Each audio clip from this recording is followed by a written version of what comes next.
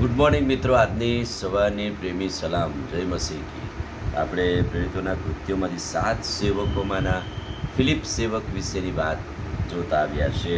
હવે આ ફિલિપ એટલે જે પ્રભુનો શિષ્ય હતો એ નહીં, પણ જ્યારે 7 સુવાર્તિકોની 7 પડદા પાછળ સેવા કરનારા લોકોની પસંદ કરી એમાંનો એક એટલે ફિલિપ. અને ફિલિપ એ જે 7 સેવકો કહેવાય છે એમાંનો એકને એના વિશે આપણે જોતા આવ્યા છે કે ભાણા પીરસવાની સેવામાં પસંદ કરવામાં આવે છતાં એ પુનરુત્થાનનો સાક્ષી બન્યો, સુવાર્તિક બન્યો.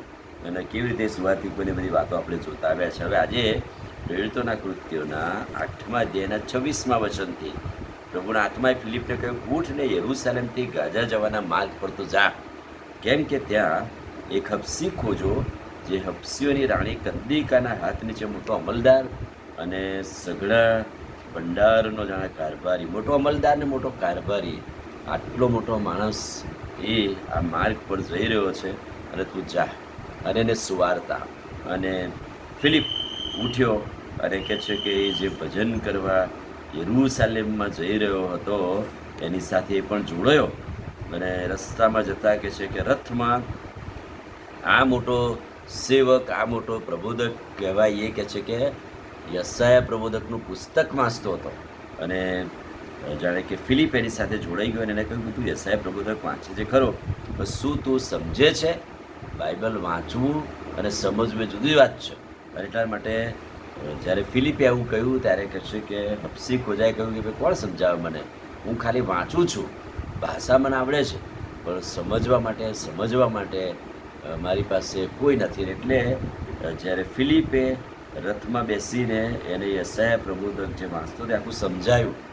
પણ તમે જુઓ અહીંયા છેલ્લે એવું લખ્યું છે, તમે 35મું વચન જોજો. ત્યારે ફિલિપે બોલવાનું શરૂ કર્યું અને શાસ્ત્રની એ વાતથી આરંભ કરીને ઈસુ વિશેની સુવાર્તા પ્રગટ કરી.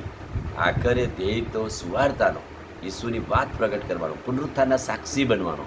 અને એણે ફિલિપને કહ્યું, ભલે યશાયા પ્રબોધકનું પુસ્તક વાંચતો હતો, પણ ત્યાંથી લઈને ઈસુ ખ્રિસ્ત વિશે લાવ્યો અને ઈસુ ખ્રિસ્ત વિશે સુવાર્તાની વાત પ્રગટ કરી.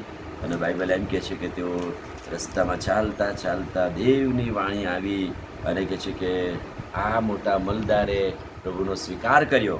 અને એણે ફિલિપને વિનંતી કરી કે જો તને વાંધો ના હોય તો રથ ઊભો રાખ અને મને બાપ્તિસ્મા આપ. અને 38મું વચન, પછી તેણે રથ ઊભો રાખવાનો હુકમ કર્યો અને ફિલિપ તથા ખોજો બંને પાણીમાં ઉતર્યા અને તેણે તેને બાપ્તિસ્મા આપ્યું. પાણીમાંથી બહાર આવ્યો ત્યારે પ્રભુનો આત્મા ફિલિપને લઈ ગયો અને ખોજાએ ફરી જોયો નહીં, પણ એ આનંદ કરતો પોતાના માર્ગે ચાલ્યો. હવે એ આનંદિત થઈ ગયો, એનો માર્ગ બદલાઈ ગયો. પણ ફિલિપનું શું થયું? તો બાઇબલ કહે છે ફિલિપ ત્યાંથી નીકળીને ક્યાં ગયો? કહે છે કે તેણે સુવાર્તા પ્રગટ કરતાં કરતાં પ્રેરિતોના કૃત્યો 21મો અધ્યાય 8મું વચન તમે જોજો, કાઇસારિયામાં ગયો અને કાઇસારિયામાં જઈને વસવાટ કર્યો છેલ્લી અવસ્થામાં. અને ત્યાં સંત પાઉલ નોંધે છે, પાઉલ અને તેના સાથી શિષ્યો તેના ઘેર રહ્યા. ફિલિપે તેમને આદર સત્કાર કર્યો, એ રહ્યો, એમને ઉત્તેજન આપ્યું.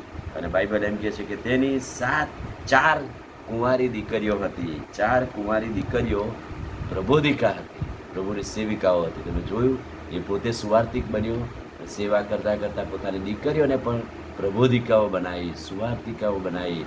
પ્રભુના મહિમાને માટે, સુવાર્તાનું કામ કરવાને માટે એમણે એમની દીકરીઓને તૈયાર કરી. અદ્ભુત સાક્ષી આ પડદા પાછળ સેવા કરનાર ફિલિપની વાત પરથી આપણને શીખવાની મળે છે. આમીન. પ્રાર્થના કરીએ. મારા પ્રભુ, આજે સવારે તમારા અદ્ભુત અને પવિત્ર વચનને માટે આભાર. વચનના પ્રકાશમાં અમને દોરો, તમારા આત્માનું ભરપૂરીપણું આપો. પ્રભુ ઈસુના નામમાં માગીએ છીએ, સાંભળો અને માન્ય કરો.